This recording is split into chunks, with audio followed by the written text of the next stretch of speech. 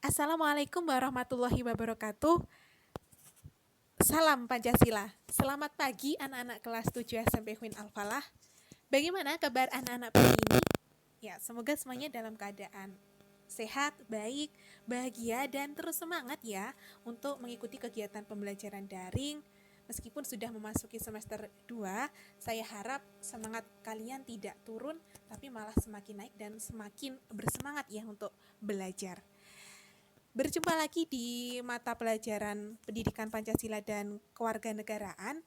Dan anak-anak, di video pembelajaran hari ini saya akan menyampaikan materi bab baru di memasuki materi bab 5, yakni mengenai kerjasama dalam berbagai bidang kehidupan.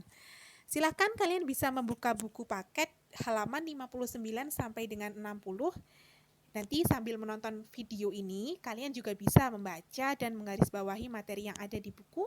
Nah, jika ada materi yang kalian kurang pahami, silahkan WA Bu Guru atau kalian juga bisa meninggalkan pertanyaan di kolom komentar. Nanti saya akan mencoba menjawab pertanyaan dari kalian semua.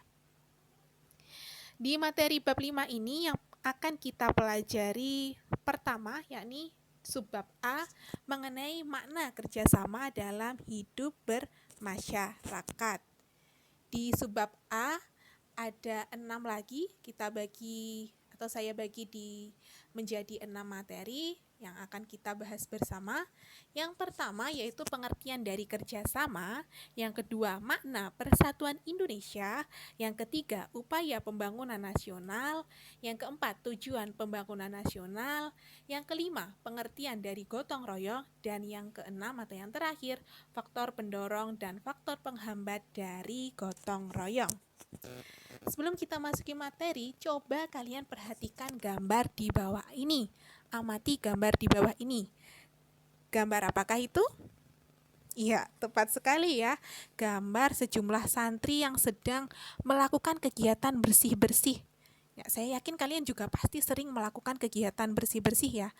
Entah bersih-bersih di lingkungan pondok ataupun bersih-bersih di kamar kalian bersama dengan teman-teman. Nah, tentunya kalian ketika melakukan bersih-bersih ini dilakukan secara bersama-sama ya. Gimana rasanya pekerjaan yang dilakukan secara bersama-sama? Ya, tentunya pekerjaan akan terasa lebih ringan dan juga lebih cepat selesai. Seperti itu. Iya, jadi suatu kerjasama itu tentu sangat diperlukan di dalam kehidupan kita, dalam kehidupan manusia, karena pada dasarnya manusia itu adalah makhluk sosial yang tidak bisa hidup tanpa bantuan orang lain. Jadi dalam kehidupan manusia itu pasti selalu membutuhkan bantuan dari orang lain. Nah, dengan adanya kerjasama dengan orang lain, adanya saling bantu-membantu, tolong-menolong, itu pekerjaan akan terasa lebih ringan dan terselesaikan dengan sangat mudah gitu ya. Nah, berbicara mengenai kerjasama, kira-kira apa itu kerjasama? Apa sih pengertian dari kerjasama itu? Ya, jadi kerjasama dalam Kamus Besar Bahasa Indonesia diartikan sebagai kegiatan atau usaha yang dilakukan oleh beberapa orang, lembaga, pemerintah, dan sebagainya untuk mencapai tujuan bersama. Seperti yang saya contohkan tadi, seperti gambar tadi, itu kan merupakan kerjasama membersihkan lingkungan sekitar pondok pesantren. Nah, tujuannya apa? Jelas tujuannya agar lingkungan terasa lebih bersih, rapi, dan kemudian nanti nyaman untuk ditempati. Jadi dalam suatu kerjasama itu dilakukan oleh beberapa orang dan juga memiliki suatu tujuan. Seperti itu. Sampai di sini apakah penjelasan saya bisa dipahami? Ya, baik, langsung saja saya lanjutkan ya. Nah, negara Indonesia dalam sejarahnya juga sejak dulu kala sudah melakukan yang namanya kerjasama. Jadi keberhasilan bangsa Indonesia untuk mengusir penjajah di masa lalu, kemudian juga merebut dan mempertahankan wilayah Indonesia, ini merupakan hasil kerjasama rakyat Indonesia. Jadi rakyat merasa memiliki rasa senasib dan sepenanggungan sebagai individu yang terjajah. Nah, kemudian rasa penderitaan inilah yang menimbulkan keinginan untuk saling bekerja sama, saling bersatu untuk melakukan perlawanan dan mengusir penjajahan dari tanah bumi pertiwi. Nah, jadi persatuan dan kesatuan ini dianggap oleh rakyat Indonesia sebagai kekuatan untuk merebut dan mempertahankan kemerdekaan. Jadi selain adanya kerjasama juga ada rasa persatuan sehingga masyarakat Indonesia dapat merebut dan mempertahankan kemerdekaannya. Nah, kemudian kira-kira persatuan itu apa sih? Oke, akan kita bahas dari makna persatuan. Jadi persatuan itu berasal dari kata satu yang berarti utuh atau tidak terpecah belah. Jadi persatuan dapat berarti bersatunya keberagaman yang menjadi sebuah kebulatan yang utuh dan serasi gitu. Jadi keberagaman ini tidak dijadikan suatu pembeda atau pemecah belah, tetapi digunakan sebagai pemersatu untuk melakukan suatu kerja sama. Atau dengan kata lain, keberagaman ini bukan dijadikan alasan untuk tidak melakukan suatu kerjasama, tapi dari keberagaman itu malah dijadikan kekuatan untuk melakukan kerjasama, untuk bersatu, melakukan suatu kegiatan secara bersama-sama. Apakah sampai di sini bisa dipahami? Nah, selanjutnya Persatuan Indonesia. Nah, kalau Persatuan Indonesia ini berarti bersatunya bangsa yang mendiami wilayah negara Indonesia yang berasal dari berbagai latar belakang budaya, ras, suku, dan agama. Nah, kerjasama dan persatuan ini merupakan dua hal penting yang sangat diperlukan untuk melakukan kegiatan pembangunan nasional.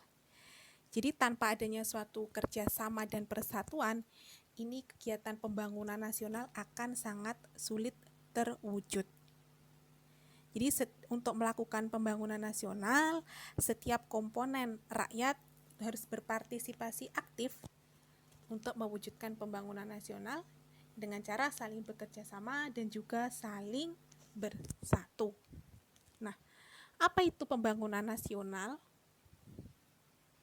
Pembangunan nasional yakni rangkaian upaya pembangunan yang berkesinambungan, yang meliputi seluruh aspek kehidupan masyarakat, bangsa, dan negara untuk melaksanakan tugas mewujudkan tujuan nasional sebagaimana yang dirumuskan dalam pembukaan Undang-Undang Dasar Negara Republik Indonesia tahun 1945.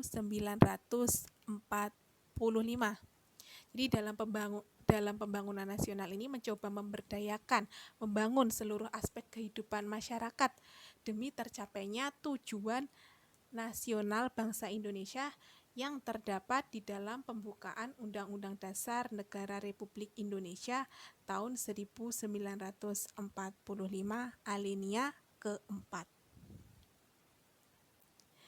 Nah, berikut ini hal-hal yang perlu dicermati dalam pelaksanaan pembangunan nasional. Jadi dalam pembangunan nasional ada hal-hal yang memang harus diperhatikan. Yang pertama, pembangunan yang dilakukan adalah manusia. Dilakukan untuk manusia, bukan manusia untuk pembangunan. Jadi maksudnya pembangunan itu memang harus dilaksanakan atau mengupayakan untuk memajukan dan mensejahterakan manusia, bukan malah mengorbankan manusia itu sendiri. Bukan mengorbankan manusia untuk pembangunan. Misalnya saja, mungkin kalian pernah mendengar kasus batu bara, pengambilan batu bara, pengerukan batu bara di wilayah Kalimantan. Nah, ini batu bara memang digunakan untuk energi terbarukan PLN, tapi di satu sisi lingkungan di sana itu menjadi rusak, bahkan terdapat hasil galian-galiannya ini menimbulkan lubang-lubang yang dalam. Bahkan salah satu masyarakat di sana atau banyak masyarakat di sana, anak-anak kecil itu tenggelam di dalamnya. Nah, ini merupakan salah satu pembangunan yang tidak memperhatikan pembangunan untuk manusia, tapi malah manusia untuk pembangunan. Jadi mengorbankan manusianya untuk pembangunan itu sendiri. Ini merupakan salah satu kegiatan pembangunan yang bisa dikatakan kurang tepat. Yang kedua yang perlu diperhatikan dalam pelaksanaan pembangunan nasional, yakni pembangunan itu yang hendaknya sama rata di berbagai daerah. Jadi tidak hanya terfokus pada suatu pulau atau suatu provinsi, tapi merata di seluruh Indonesia. Misal pembangunan infrastruktur itu tidak hanya di Pulau Jawa saja, tapi juga di Pulau Sumatera, Kalimantan, Sulawesi, Maluku, dan juga di wilayah Papua harus dilaksanakan secara merata. Kemudian yang ketiga, pembangunan itu dilakukan bagi masyarakat Indonesia, sehingga siapapun yang merupakan warga negara Indonesia menjadi sasaran pembangunan nasional. Ini pembangunan ini ditujukan untuk seluruh masyarakat Indonesia tanpa terkecuali. Seluruh masyarakat Indonesia memiliki hak untuk disejahterakan, untuk dimajukan, untuk menikmati hasil pembangunan nasional. Dan yang keempat, yang perlu dicermati dalam pelaksanaan pembangunan yaitu pembangunan ini dilakukan secara bersama-sama antara pemerintah dan masyarakat Indonesia. Jadi, sekali lagi pemerintah dan masyarakat saling bekerja sama untuk mensukseskan pelaksanaan daripada pembangunan nasional ini. Apakah sampai di sini bisa dipahami? Ya, saya lanjutkan. Nah, kemudian di awal tadi kita mendefinisikan pembangunan nasional, salah satunya terfokus untuk mewujudkan dari tujuan pembangunan nasional berdasarkan pembukaan Undang-Undang Dasar Negara Republik Indonesia tahun 1945. Nah, ini dia 4 daripada tujuan pembangunan nasional yang terdapat di dalam pembukaan Undang-Undang Dasar Negara Republik Indonesia. Yang pertama, yakni melindungi segenap bangsa Indonesia dan seluruh tumpah darah Indonesia. Yang kedua, memajukan kesejahteraan umum. Yang ketiga, mencerdaskan kehidupan bangsa. Dan yang terakhir, ikut serta melaksanakan ketertiban dunia yang berdasarkan kemerdekaan, perdamaian abadi, dan keadilan sosial. Nah, keempat itulah tujuan dari pembangunan nasional Indonesia. Nah, sejatinya bangsa Indonesia ini juga memiliki bentuk kerjasama yang khas, yaitu gotong royong. Nah, kenapa ini tiba-tiba ada slogan BPJS? Mungkin kalian ingat ya slogan BPJS Kesehatan, dengan gotong royong semua tertolong. Nah, gotong royong ini merupakan salah satu bentuk khas dari kerjasama yang dicerminkan warga negara Indonesia. Gotong royong ini sesuai dengan kepribadian bangsa dan juga budaya bangsa Indonesia.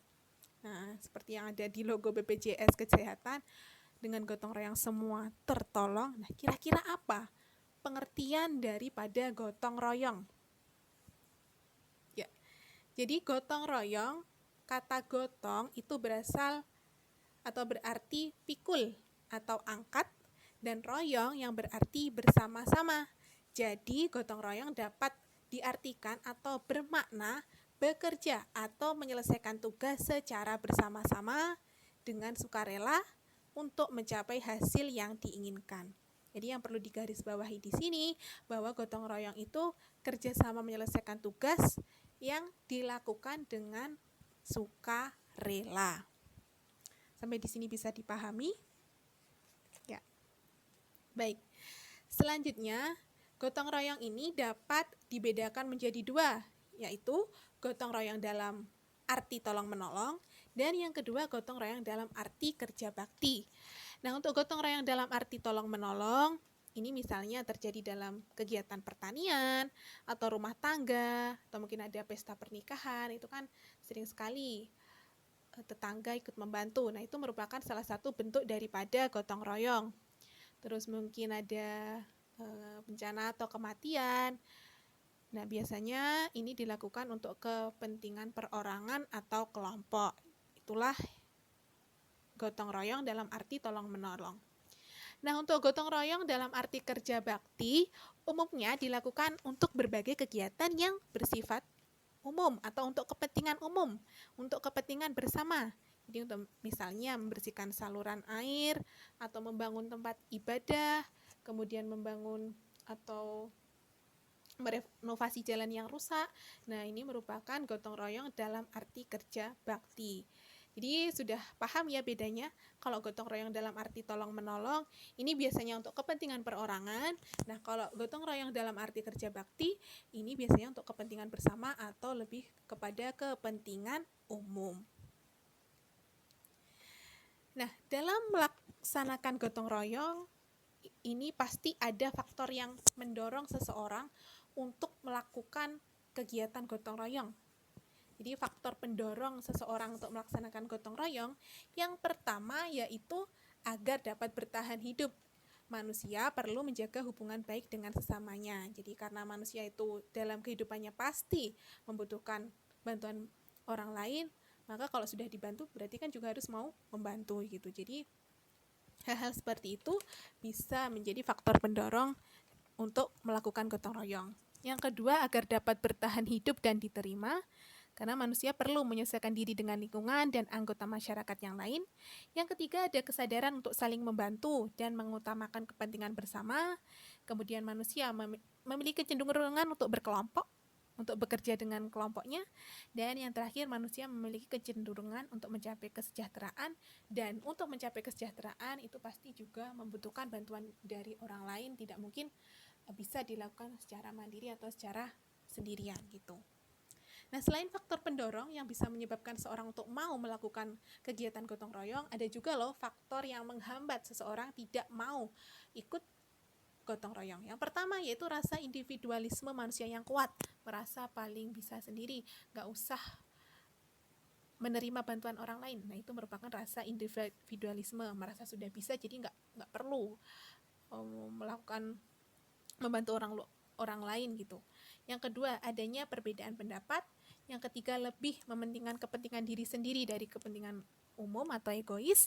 Yang keempat, memiliki rasa percaya diri yang kurang, mungkin karena memiliki rasa percaya diri yang kurang untuk bersosialisasi di lingkungan masyarakat sehingga menyebabkan tidak mau untuk ikut bergotong royong. Dan kemudian yaitu tadi sosialisasi yang kurang bersosialisasi dengan lingkungan sekitar, kemudian menyebabkan terjadinya tidak mau untuk mengikuti kegiatan gotong royong. Nah, itu tadi faktor pendorong dan penghambat gotong royong. Nah, di Indonesia sendiri ini memiliki beberapa istilah loh untuk gotong royong. Ada beberapa. Yang pertama untuk di wilayah Aceh itu ada istilah alang tulung, yaitu tradisi saling tolong-menolong baik dalam kegiatan sosial, acara keluarga, ekonomi maupun religi. Nah, tradisi ini didasari ajaran leluhur dan ajaran Islam. Nah, untuk di Kalimantan Timur istilahnya ada paleo, yakni kerjasama membersihkan sawah sebelum ditanami dan menanam padi. Ada juga di Jawa Barat ada istilahnya gotong royong itu sabi lulungan. Itu merupakan tradisi bergotong royong, misalnya membantu pembangunan rumah salah satu anggota masyarakat tanpa memungut bayaran. Dan ada lagi di Papua Barat nih diistilahkan helmfoi kenambai umbai, yakni bekerja dengan semangat gotong royong, satu utuh ceria berkarya menuju kejayaan. Misalnya dilakukan untuk menghasilkan karya seni untuk Festival Danau Sentani yang rutin dilaksanakan setiap tahunnya di bulan Juni. Itu tadi materi kegiatan daring hari ini, yaitu mengenai dari makna kerjasama, terus dapat kita simpulkan ada makna kerjasama. Kemudian di Indonesia tuh kerjasama sudah sangat mengakar budayanya, yaitu dengan gotong royong. Kemudian ada juga kerjasama dan gotong royong itu sangat diperlukan untuk mewujudkan pembangunan nasional sesuai dengan tujuan pembangunan nasional Indonesia yang tercantum di dalam pembukaan Undang-Undang Dasar Negara Republik Indonesia tahun 1945 alinea keempat. Saya kira itu tadi materi yang bisa saya berikan. Ada kurang lebihnya mohon maaf. Jika ada yang kurang dipahami, nanti bisa langsung menghubungi Ibu Guru. Mohon maaf apabila ada salah-salah kata. Semoga apa yang saya berikan hari ini bisa membawa manfaat. Wassalamualaikum warahmatullahi wabarakatuh.